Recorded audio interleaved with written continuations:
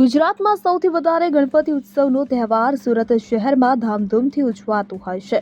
દર વર્ષે ગણપતિ આગમન અને વિસર્જન બાબતે શ્રીજી ગણેશની મૂર્તિનો રેકોર્ડ સુરતના ચોપડા ઉપર નોંધાતો હોય છે કે વર્ષે ગણપતિની મૂર્તિ આશરે 77,000ની આસપાસ નાની મોટીનું વિસર્જન કરવામાં આવતું હોય।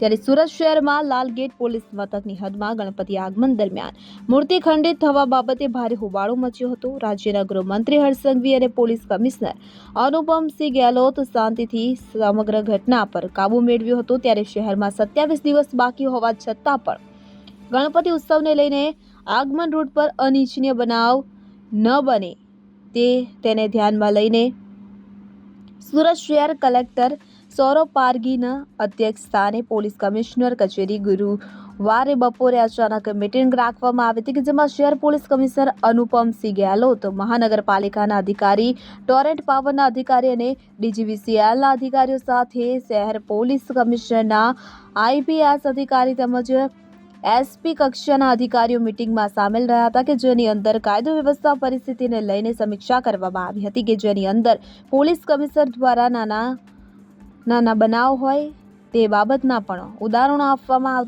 આવ્યા હતા અને પોલીસ દ્વારા આવા બનાવ કેવી રીતે અટકે તે બાબતે ગંભીર ચર્ચા કરવામાં આવી હતી। સુરત કલેક્ટર સૌરભ પારઘી સમગ્ર ગણપતિ ઉત્સવ કે જે ભારે ઉલ્લાસ અને હર્ષથી ઉજવાય તે માટે શાંતિ સમિતિના સભ્યો તેમજ હિન્દુ મુસ્લિમ એકતાના ભાવના સાથે ઉજવાય તે માટેની પણ તૈયારીઓ કરવામાં આવી છે।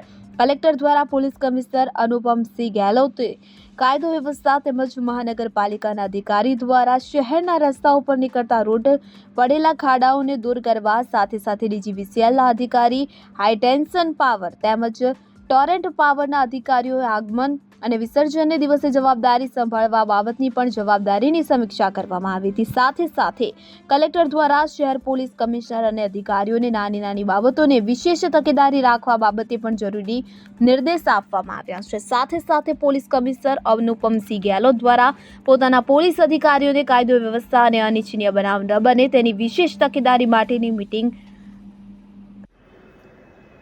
બ્યુરો રિપોર્ટ, ખબર ગુજરાત લાઈવ।